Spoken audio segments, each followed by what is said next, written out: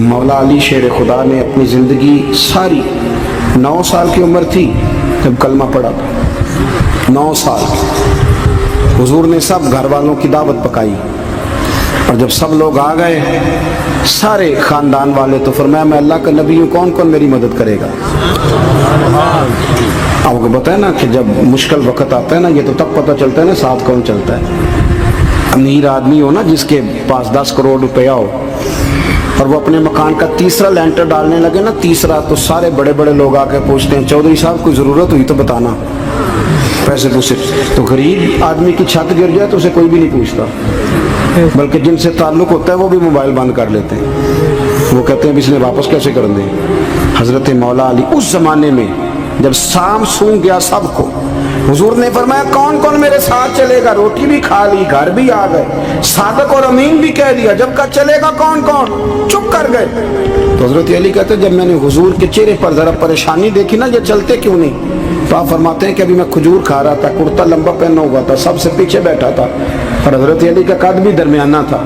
आप फरमाते मैं उठा और खजूर अभी मेरे मुंह में थी, झटपट मैंने उसी तरह निकाल कर जेब में डाल और मैं पंजों के बल खड़ा हो गया, दोनों बाजू खड़े करके कहा हुजूर ये नहीं बोलते तो ना बोले, अना नासिरू का या रसूल अल्लाह, ना हाफिजू का या रसूल अल्लाह। हुजूर आप जहाँ जहाँ कहेंगे अली आपका मददगार बनेगा, दीन की मदद करेगा, और अगर आप तक कोई आएगा तो अली आपकी हिफाजत करेगा। 9 साल की उम्र में चले अली दीन की नौकरी के लिए। फिर बदर में भी पहली सफ में, ओहद में भी पहली सफ में, खंदक में भी पहली सफ में। एक जंग में हुजूर ने कहा अली तू रह जा, इस दफा रह जा, तो अर्ज की रो पड़े। हजरत अली दलेर आदमी थे, रो पड़े, कहने लगे हुजूर आप मुझे बच्चों और औरतों के पास छोड़ के जा रहे हैं, हुजूर मुझे ले चले, मैं मैदान का जिंदगी सारी गुजार दी, सारी जिंदगी गुजार दी। अपने जमाने में आपस का इख्तलाफ भी देखा, सारी जिंदगी शेर खुदा ने दीन को दे दी।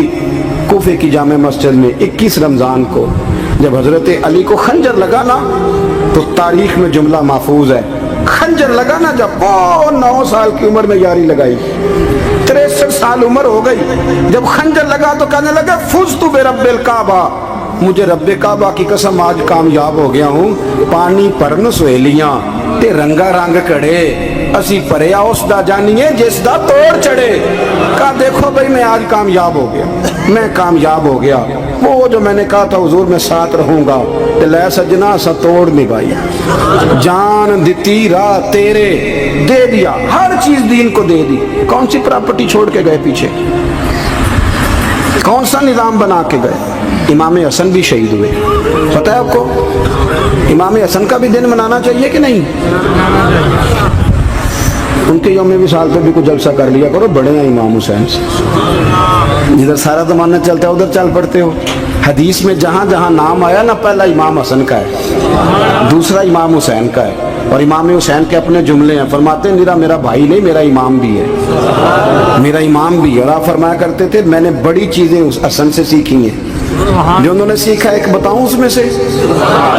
कुछ लोग थके थके हैं आप में से, हालांकि मैं तो ज़्यादा सफ़र करके आया हूँ। अर्ज करूँ जो उन्होंने सीखा है, सुनो। इमाम हुसैन खुद बताते हैं, फरमाते हैं कि अब मेरे भाई ना इमाम हसन अपनी एक बीवी को तलाक देना चाहते थे, इख्तलाफ शदीद हो गया, बात तलाक तक आ गई। मुझे पता चला तो मैं पहुंचा, मैंने कहा भाईजान क्या इख्तलाफ है भाभी से, सुना तलाक देने लगे। फरमाया हाँ तलाक दे दूंगा। चली गई है मेके, फरमाया बताएं गलती क्या, क्यों दे रहे हैं। तो इमाम हसन फरमाने लगे हुसैन आपने कुरान नहीं पढ़ा। मैंने कहा जी पढ़ा है, बताएं। कहने लगे अल्लाह फरमाता है हुन्ना लिबासुल लकुम व अंतुम लिबासुल लहुन, मर्द औरतों का लिबास है, औरतें मर्दों का लिबास है। फरमाया मेरी बीवी में कोई कमजोरी होगी तो मैं पर्दा डालूंगा कि दुनिया को बताऊंगा। इमाम हुसैन कहते मैंने उठ के भाई का हाथ चूमा, मैंने कहा आयत मैंने पहले भी पढ़ी थी, तफसीर आज समझ में आई है, तफसीर आज समझ में आई है, मेरे बड़े भाई ने समझाई है, समझ में आई। कहते कुछ दिनों के बाद इमाम हसन ने बीवी को तलाक दे दी। मैं फिर आया और मैंने कहा मेरे शानों वाले भाई आप भी बता दें क्या मसला था। تو کہتے ہیں میرا ماتھا چوما میرے بڑے بھائی نے اور کہنے لگے حسین چھوڑ وہ غیر محرم بیوی ہے, میں کسی غیر کی باتیں تیرے ساتھ کیا کروں, طلاق دے دی, غیر محرم ہو گئی, اب اس کا ذکر کیا چھیڑنا. کہتے ہیں میں سمجھ گیا کہ میرا بھائی قرآن کی اس روح کو جانتا ہے جو حسین تک بھی پہنچ رہی ہے. بھائیو امام حسن رضی اللہ تعالیٰ عنہ آپ کو پتہ ہے یہ کائنات کا وہ عظیم شخص ہے, حسن ابن علی, وہ عظیم ہستی ہے جس نے تاج چھوڑ دیا, تخت چھوڑ دیا, پر نبی پاک کی امت کو جوڑ دیا. نبی کریم نے ان کو اپنے ساتھ بٹھا کے کہا تھا, صحیح بخاری میں موجود ہے, کہا یہ میرا بیٹا حسن سید ہے, یا مسلمانوں کی دو جماعتیں لڑیں گی تو یہ صلح کرائے گا.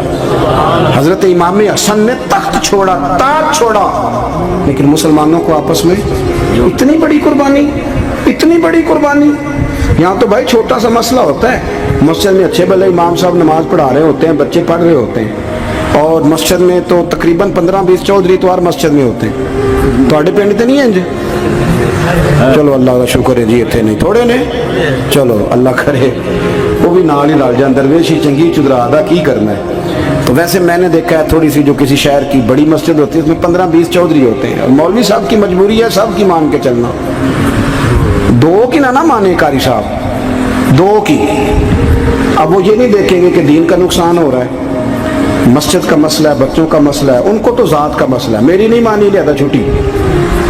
وہ خدا کے بندو, ہم 2 منٹ کے لیے چدراہٹ نہیں چھوڑتے, دین کا نقصان کر دیتے ہیں. امام حسن نے پوری حکومت چھوڑ دی, پوری حکومت. اتنا بڑا سخی کم آپ کو ملے گا جو سخاوت کرے اور نبی کی امت کو بچائے صلی اللہ ہو.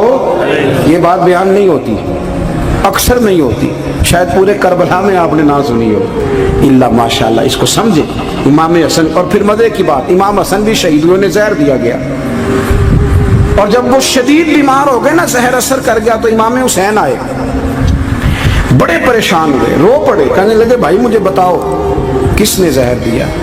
تو امام حسن کہنے لگے حسین مجھے شک ہے ایک شخص پر, لیکن شک ہے بھائی, اگر صرف شک ہے تو میں کسی بے گناہ کو بدنام کیسے کر دوں, تمہیں کیسے نام بتا دوں. یہ نامعلوم پرچے کراتے نہیں ہم روز ہی, روز ہی نامعلوم پرچے, جس پہ دشمنی ہے اس کا نام لکھا دو, ختم ہو گئی بات. امام حسن کی تربیت ہے, فرمانے لگے جس پر مجھے شک ہے اس کا نام بتا دوں, تو اگر وہ نہیں تو بے گناہ کا ذکر کیسے کر دوں. تو امام حسین فرمانے لگے بھائی جان اگر وہی ہوا تو آپ فرمانے لگے اگر وہی ہوا نا تو حسین پھر بھی تو چھوڑ دے, میں نے رب کے سپرد کر دیا, اللہ بہترین انتقام لینے والا ہے.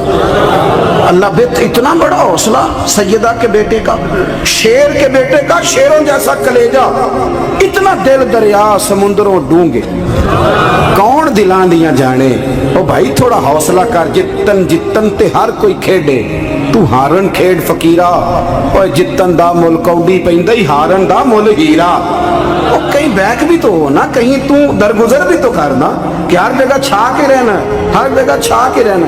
میرے ایک سنگی ہیں, آپ کو پتہ ہے یہ جو اسٹیج پہ بیٹھنے والے لوگ ہوتے ہیں نا, یہاں تو اچھے اچھے لوگ بیٹھے ہیں, میری طرح کے جو لوگ, جو اسٹیج پہ بیٹھنے کا عادی ہو جاتا ہے وہ نیچے بیچارہ بیٹھ بھی نہیں سکتا, یہ مسئلہ ہو جاتا ہے. میں اکثر کہتا ہوں کہ کبھی نیچے بیٹھ کے تو دیکھو کیا فرض ہوتا ہے. اگر کسی بندے کی کوئی شان ہے تو وہ جو سب سے پیچھے بیٹھا ہے اس کی شان ویسی کی ویسی ہے, کوئی کمی آ جائے گی؟ کچھ بھی نہیں. مجھے ذاتی طور پر دیانتداری سے کہتا ہوں, مسجد میں بیٹھا ہوں, جب میرے آنے پہ لوگ نعرے لگاتے ہیں مجھے تکلیف ہوتی ہے. میں کہتا ہوں یار نبی پاک کی نعت چل رہی تھی, اس کا ادب زیادہ ہے یا اجمل قادری کا ادب زیادہ ہے؟ چھوڑیں آپ, جو آیا ہے وہ بیٹھ جائے گا, ختم ہو گئی بات. اور ویسے بھی جو لوگ جلسوں کے لیے محنت کرتے ہیں نا, بیچارے اشتہار لگاتے ہیں, مسجد کی صفائی کرتے ہیں, جو لنگر پکاتے ہیں, وہ تو اسٹیج پہ آتے نہیں, حالانکہ زیادہ ثواب تو ان کو ملتا ہے, وہ تو پیچھے چھپے ہوتے ہیں. میں کئی دفعہ مجھے پتہ چل جائے نا اس کارکن نے زیادہ کام کیا اس جلسے کے لیے, تو میں اس کے کان میں کہتا ہوں میرے لیے بھی دعا کری, اس لیے کہ تو نے محنت کی ہے, تیرا اجر اور ہے. ہم تو شان سے آئے, بیٹھے اور چھٹی کر گئے. بھائی تھوڑا پیچھے بھی دیکھیں, نبی کریم کے پورے خاندان کی قربانیاں, پورے خاندان. دوپہر کو کھانا نہ پکا ہو تو ہمارے بچے موبائل توڑ دیتے ہیں, اور شام کو مرضی کا نہ پکا ہو تو واک آؤٹ کر جاتے ہیں, کہتے ہیں لے آؤ پیسے پھر برگر لے آئیے, میری مرضی کا نہیں پکا. سیدہ فرماتی ہیں میرے گھر میں مہینہ چولہا نہیں جلا, مہینہ چولہا 3 रोजे रखे सैयदा फातिमा ने, मौला अली ने, इमाम हसन ने, इमाम हुसैन ने, और तीनों दिन इफ्तार के वक्त फकीर मांगने आ गया तो खाना वहां दे दिया। आपका क्या ख्याल है, जो बेसब्रा आदमी हो वो करबला में जाके लड़ेगा? जिसको आदत ही ना हो बचपन से ठहरने की वो लड़ेगा? जो जरा जरा सी बात पे डगमगा जाता वो लड़ेगा? स्टेज पे नहीं बिठाया तो लड़ पड़े वो लड़ेगा? ओ खुदा के बंदो, बड़ा हौसला चाहिए, बड़ा ज़रफ चाहिए। इमाम अली मकाम का एक कद है, उनका एक वकार है, उनका एक हुसन है। इमाम हुसैन रदी अल्लाह ताला अन्हु ने 25 हज किए मदीने से मक्के पैदल जाके, दोनों भाइयों ने। हर रोज 10 सिपारे कुरान पाक के इमाम हुसैन पढ़ते थे। हजरत अब्दुल्ला इब्ने जुबैर कहते हैं, मैं सैयदा फातिमा के बेटे हसन और हुसैन से जब भी मिला हूँ, दोनों भाइयों ने रोजा रखा हुआ होता था। उन्होंने अपनी जिंदगी तकवे से गुजारी, परहेजगारी और सखावत। सुभान अल्लाह। पता है सखी मालदार नहीं होता, हुजूर ने फरमाया बंदा दिल का गनी होता है। मालदार तो बंदा बनता ही तब है जब पैसे जमा करे, सखावत करने से थोड़ी मालदार बनेगा। इसलिए दरवेश कहते हैं माला वाले सखी नहीं होंगे, सखियां कुल माल नहीं होंगे। सुने बहुत बड़ी सखावत की अपनी ज़िंदगी में, सारी ज़िंदगी सखावत में गुजार दी, सारी ज़िंदगी। इमाम हसन ने भी, इमाम हुसैन ने, जो आया दे दिया, जो आया दे दिया। हज़ारों दिनार आते। एक दिन एक फ़कीर मांगने आ गया तो इमाम हसन हुसैन दोनों थे। कहने लगा मैंने सुना है बड़े लाजपाल हो, गरीब हो, मेहरबानी हो जाए। फरमाया बैठ जाओ, रिज़्क़ आने वाला है। थोड़ी देर गुजरी तो 3000 दिनार आए। वैसे मेरे को 3 लाख रुपया होते मसीते किन्ने देने चाहिए? मैं अपना पे पूछना, तो पूछिया ही नहीं, मैं मशवरा पे लेना। 3 लाख जो मेरे को होते मसीते किन्ने देने चाहिए? तुसी जाहिर है उनको दयानंदारी वाला मशवरा ही देना है ना, जिन करना जो ही दसना देना। कितना 1000 है? मैं कभी कभी प्यार से बात सुनाता हूँ। एक संगी मेरे पास आया, कहने लगा सब दुआ करो अल्लाह मैंने पैसे दे, मैं उधर राज देंगा। मैं कही अल्लाह ने 10 करोड़ दे, 9.5 करोड़ तेरे राज दे छड़ेगा। वो भी हसी आई है जिमें तुसी हसे हो ना। आमीन नहीं सुआ की, या चुप कर गया या घूरन लग गया। और मैं क्या कर्मा लिया आमीन ते आ, तेनू ते 50 लाख फिर भी पिया बचदा सी। लेकिन असी दुआवां विच भी 9.5 करोड़ देने लिए तैयार, नाराज ना होना, दुआवां विच भी तैयार नहीं, मिजाज ही नहीं, तबीयत ही नहीं। सैयदा फातिमा ज़हरा के पास 40 ऊँट खड़े थे। एक बीबी आई, वो कहने लगी अम्मा जी ये जो ऊँट खड़े हैं ये मेरे हैं, अब बताएं मैं अल्लाह के रास्ते में दूं तो कितने दूं? सैयदा फातिमा कहने लगी एक बकरी दे दे। तो कहने लगी हुजूर अगर आपके पास 40 होते तो आप कितने देती? सैयदा फरमाने लगी मैं सारे के सारे दे देती। तेरे लिए मसला और है, मेरे लिए फतवा और है, सारे दे दे। 3000 दिनार आए इमाम हसन और हुसैन के पास। फकीर बैठा है, फकीर कहता है मेरे दिल में ख्याल था कि 5-10 दे दें तो मेरी मौज बन जाएगी, पर मुझे नहीं पता था कि इतने सखी घराने के पास आया हूं। 5-10 दे दें तो मौज बन गई। कहते इमाम हसन ने 3000 दिनार मेरी हथेली पे रखे और मेरा माथा चूम के कहने लगे यार मेरा तो ख्याल था कि तेरे इंतजार पर तुझे कुछ मिलेगा, पर ये रख ले, मुझे पता होता कि तुझे इतना मिलना है तो मैं तुझे इंतजार न कराता। जल्दी दे, खुद भीख दे, खुद ही कहे मंगते का भला हो। अपनी जिंदगी नफासत से गुजारी अहले बैत, कुर्बानी दे के गुजारी। हजरत इमाम हुसैन रदी अल्लाह ताला अन्हु, ये हुजूर की औलाद पाक है। पैरों को ना थोड़ी मिट्टी लग गई, उम्र जवानी की थी, दाढ़ी मुबारक सारी स्याह थी, काली थी। हजरत अबू हुरैरा इनसे सालों बड़े थे, अमीरुल मोमिनीन फिल हदीस। हजरत अबू हुरैरा ने देखा कि इमाम हुसैन के मुकद्दस कदमों को मिट्टी लग गई। किसी से भी कहा जा सकता था ज़रा इमाम साहब की तवज्जो कराना, ये ज़रा मिट्टी उतार देना, लेकिन हज़रत अबू हुरैरा झट से उठे, अपनी पगड़ी खोली, उसका पल्लू लिया और हज़रत इमाम हुसैन के पैरों से मिट्टी साफ़ करनी शुरू कर दी। क्यों? कि अहले फ़ज़ल ही किसी की फ़जीलत को जान सकता, इज़्ज़त वाला ही किसी को इज़्ज़त देता, जिसके पास वक़ार हो। ओ मेरे संगियों, लोगों की बातों में ना आना, ये तुम्हें उलझा देंगे, ये तुम्हें तफरीक में डाल देंगे, ये इंतशार बर्पा करेंगे। ये वो हसीन जमात है जो हुजूर के सामने बैठा करती थी। इनसे प्यार करना, इनसे मोहब्बत करना। आप कभी तिरमिज़ी की एक हदीस पढ़ें तो मर जाने को जी करता है। हुजूर ने फरमाया था मेरे सहाबा के बारे में अल्लाह से डरना, मेरे बाद इन्हें अपनी ज़ुबानों का निशाना न बनाना। کاش کوئی ان جملوں کا درد سمجھ سکے. فرمایا رب سے ڈرنا. اور کریم فرمانے لگے جس نے ان سے محبت کی میری محبت کی وجہ سے محبت کی, اور جس نے ان سے عداوت رکھی میری وجہ سے رکھی.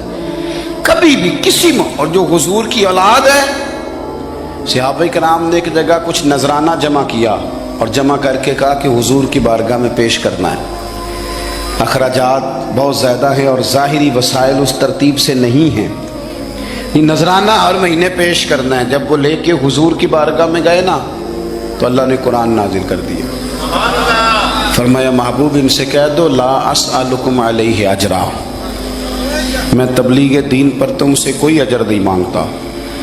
الا المودۃ فی القربى, بس میرے قریبیوں سے پیار کرتے رہنا, میرے قریبیوں سے محبت کرنا, پیار کرنا قریبیوں سے. یہ علی المرتضیٰ ہیں, یہ فاطمہ ہیں, یہ ان کا خاندان ہے, یہ ختیجہ ہیں, یہ عائشہ ہیں, یہ میمونہ ہیں, یہ حفصہ ہیں, ان سے پیار کرنا, میرے قریبیوں سے محبت کرنا. ہمارے دلوں میں حضور کی اولاد کا پیار ہونا چاہیے, طبیعتوں میں احترام ہونا چاہیے, ہمارا مزاج ہمارا دل ان کے لیے دھڑکنا چاہیے, ہمارے لہجے ہمارے انداز ہمیشہ ان کے حق میں نرم ہونے چاہیے. میں کہہ چکا ہوں سید کا صرف عقیدہ ٹھیک ہونا شرط ہے, باقی آپ تحقیق اور تفتیش میں نہ پڑیں, وہ جانے رب جانے. آپ کوشش فرمائیں ہماری اولادیں, ہم خود, اور اہل فضل کا ادب کبھی نہ چھوڑیں. دوسری بات آپ سے یہ عرض کرنی ہے, اس کو اچھی طرح سمجھ لیں کہ قومیں اپنے اسلاف سے بڑی ہوتی ہیں ہمیشہ. بڑا ہم ہوتا ہی وہ ہے جس کا کوئی بڑا ہوتا ہے, جس کا کوئی بڑا نہیں ہوتا وہ کبھی بھی بڑا. یہ کچھ عرصے سے ٹرینڈ چلا ہے, اگرچہ یہ درست نہیں ہے. آپ کسی سنار کی دکان پہ جائیں تو اس نے اپنے پیچھے نا اپنے والد صاحب کی اور دادا کی فوٹو لگائی ہوتی ہے. حکیم کی دکان پہ چلے جائیں, کپڑے والی دکان پہ چلے جائیں تو اس نے پیچھے اپنے دادا کی والد کی فوٹو لگائی ہوتی ہے. اگرچہ یہ درست نہیں, تصویریں نہیں لگانی چاہیے. تصویریں ان کے کیا, پیروں کی بھی نہیں لگانی چاہیے. جہاں تصویر ہوتی ہے وہاں نماز کیسے پڑھی جائے گی؟ فرشتہ رحمت کا نہیں آئے گا. یہ تو اب ایک ضرورت بن گئی. تو اب ضرورت کیا, اب تو خیر نفسیاتی مسئلہ بن گیا ہمارا. یہ نفسیاتی مسئلہ ہے, یعنی سلام بعد میں فوٹو پہلے, یعنی سیانے سیانے لوگ. اور یہ ہمیں ایسے کھیل تماشے میں لگایا گیا ہے کہ میں ڈھیر سارے لوگوں پر غور کرتا ہوں, پھر ان کے لیے دعا کرتا ہوں کہ یا اللہ ان کی مدد فرما. یعنی اس طرح کی حالت ہے کہ وہ زندہ ہی موبائل کے اندر ہے, ہر چیز ہی. مجھ سے ایک دفعہ ایک صاحب نے پوچھا مولوی آج کل بڑے لڑ رہے ہیں. میں نے کہا وہ 4-5 ہے جن کو آپ ٹی وی موبائل پہ دیکھتے ہیں, آپ میرے ساتھ آئیں, میں آپ کو 20 اور سینکڑوں شیخ الحدیث بتاتا ہوں جو سکون سے بیٹھ کر رسول اللہ کا دین پڑھا رہے ہیں. تو آپ مسئلہ سے تو یہ ہے کہ ہم نے کل زندگی وہ سمجھ لیا جو موبائل کے اندر ہے. بہرحال وہ تصویر لگائی ہوتی ہے سنار نے بھی اور حکیم نے بھی اور ڈاکٹر نے بھی اور بہت سارے لوگوں نے کہ جناب اب یہ جو تصویر لگاتے ہیں تو اس کے پیچھے پوری حکمت ہوتی ہے. آپ ان سے پوچھتے ہیں یہ فوٹو کیوں لگائی ہے, تو وہ کہتے ہیں ہم یہ بتانا چاہتے ہیں کہ یہ کام آج نہیں ہم نے شروع کیا, ہمارا شجرہ پرانا ہے, ہمارے باپ دادا سارے یہی کام کرتے تھے, ہمارا خاندانی ورثہ ہے.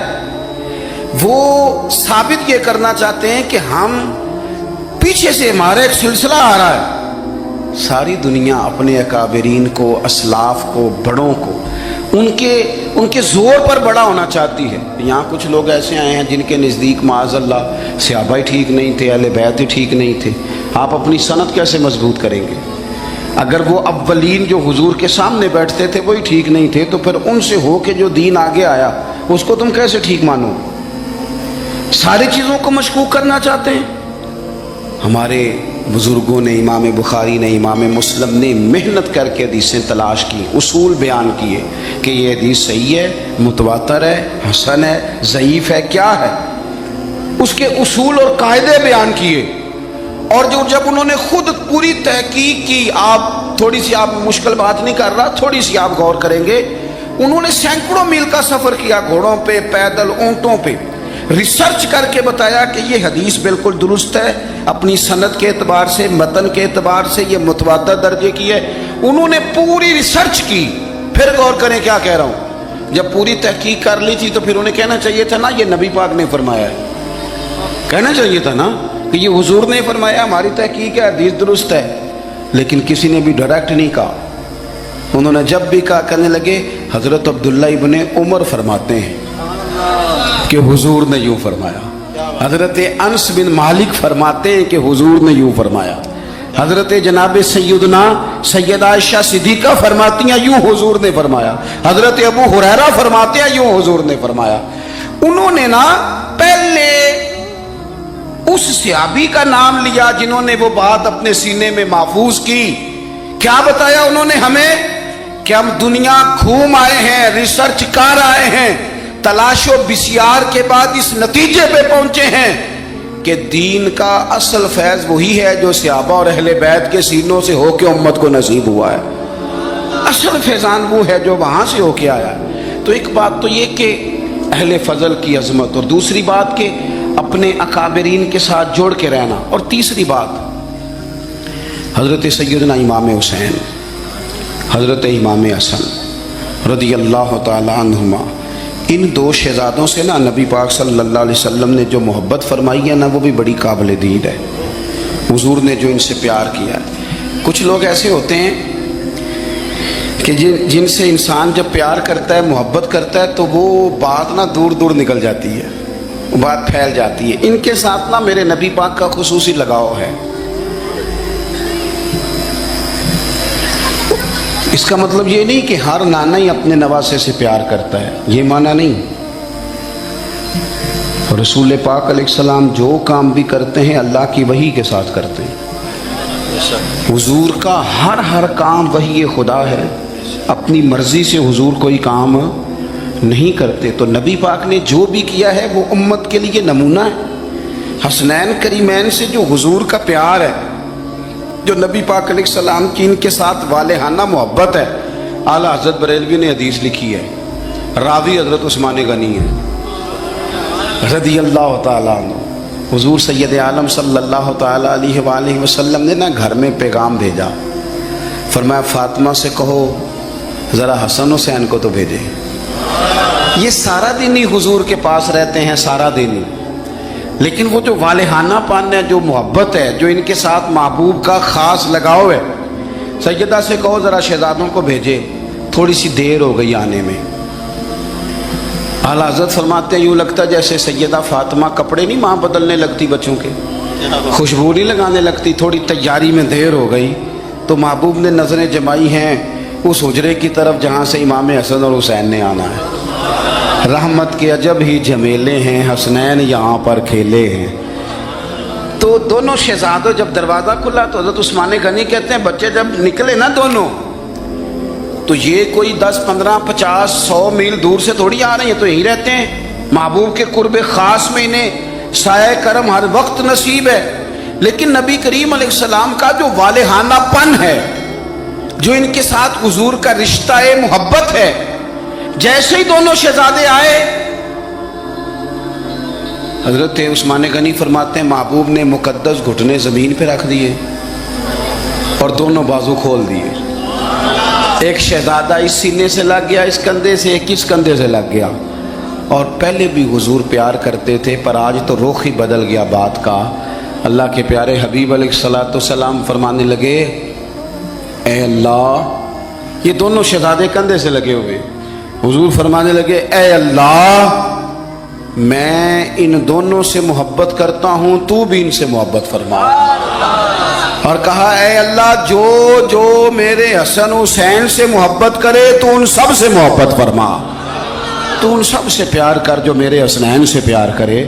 اللہ کے پیارے محبوب علیہ السلام کی محبت جب حضور کو، بھائی جس چیز کی طرف محبوب نے ایک دفعہ دیکھا ہے نا، وہ غار ثور میں حضور ایک دفعہ گئے ہیں، 3 دن قیام کیا ایک دفعہ گئے، تو ہمارا تو کئی بار جانے کو دل کرتا ہے۔ جہاں حضور تھوڑی دیر قیام فرمائیں اس جگہ سے پیار ہو جاتا ہے، اور جن شہزادوں سے حضور اس والہانہ انداز میں پیار کریں، ان کی محبت، ان کا پیار ہمارے دلوں میں ہونا چاہیے، اور کچھ نہ ہمارے جذبات ہونے چاہیے، کچھ ہمارے جذبات میں والہانہ پن ہونا چاہیے ان شہزادوں کے لیے۔ آج کل نا ہمارے ہاں دور ہے تقریروں کا، پوسٹیں لگانے کا، اپنی اپنی رائے. اور ویسے بھی جو ہم لکھ رہے ہوتے ہیں، جو بول رہے ہوتے ہیں، وہ اپنے لیے نہیں ہوتا الا ماشاء اللہ، وہ تو سامنے والے کے لیے ہوتا ہے. تو حضرت مجدد الفسانی رحمۃ اللہ علیہ کے حالات پہ ایک سیرت نگار نے لکھا ہے کہ آپ نے ایک شخص کو نا اپنے سلسلہ نقشبندیہ میں اجازت دی کہ اب آپ بھی آگے اللہ اللہ بتائیں، تربیت کریں، یہی طریقہ ہوتا تھا. تو ان کو خلافت دے دی، اب وہ سلسلہ طریقت میں آگے اشاعت سلسلہ کا کام کریں گے. کچھ عرصے کے بعد وہ خلیفہ صاحب نے حضرت شیخ کو خط لکھا تو کہنے لگے حضور آپ نے فقیر کو اجازت دی تھی، اب میں تقریر بھی کرتا ہوں، تدریس بھی کرتا ہوں، تصنیف بھی کرتا ہوں. تو حضرت فرمانے لگے آپ بہت اچھے کام کر رہے ہیں، رب آپ کو برکت دے، پر یہ سارا کچھ تو آپ لوگوں کی اصلاح کے لیے کر رہے ہیں، کچھ اپنے لیے بھی کرتے ہیں. رات کو تہجد میں اٹھ جاتے ہیں، کچھ اللہ کے حضور رونا نصیب ہو جاتا ہے، کچھ آپ کو درود و سلام کی کیفیات نصیب ہوتی ہیں. یہ تو جو کچھ ہے الحمدللہ بہت اچھا ہے، قابل تعریف ہے، پر یہ تو آپ خدمت دین کا کام کر رہے ہیں نا لوگوں کی، آپ اپنے لیے کیا کر رہے ہیں؟ یہ بھی تو مقام غور ہے. بہت ساری چیزیں آج ایسی ہیں جو تقریروں میں تحریروں میں، لیکن ہمارے پرانے بزرگ جو تھے ان کا حسین کی وہ شخصیت تھی کہ مشکات میں حدیث ہے، نبی پاک صلی اللہ تعالی علیہ وسلم کی چچی جناب ام فضل صبح صبح گھبرائی حضور کی بارگاہ میں آئیں، عرض کی یا رسول اللہ صلی اللہ علیہ وسلم آج میں نے عجیب خواب دیکھا ہے، میں ڈر گئی ہوں. حضور نے فرمایا چچی کیا دیکھا؟ عرض کی حضور میں نے دیکھا ہے کہ آپ کے وجود کا گوشت کا ایک ٹکڑا کٹ کے میری جھولی میں آ گیا ہے. حضور یہ کیا ہے؟ تو محبوب خواب سن کے مسکرائے، فرمایا چچی یہ پریشانی والا خواب نہیں، یہ تو خوشی والا خواب ہے. اللہ فاطمہ کو بیٹا عطا کرے گا اور وہ تیری گود میں کھیلا کرے گا، چونکہ وہ میرے وجود کا ٹکڑا ہوگا لہذا خواب تجھے یہ آئی ہے. تو امام حسین پیدا ہوئے، امام حسن کی عمر ابھی 11 مہینے تھی، تو نبی پاک نے امام حسین کو جناب ام فضل اپنی چچی کی گود میں دے دیا کہ فاطمہ کے لیے دونوں بچے سنبھالنا مشکل ہوگا.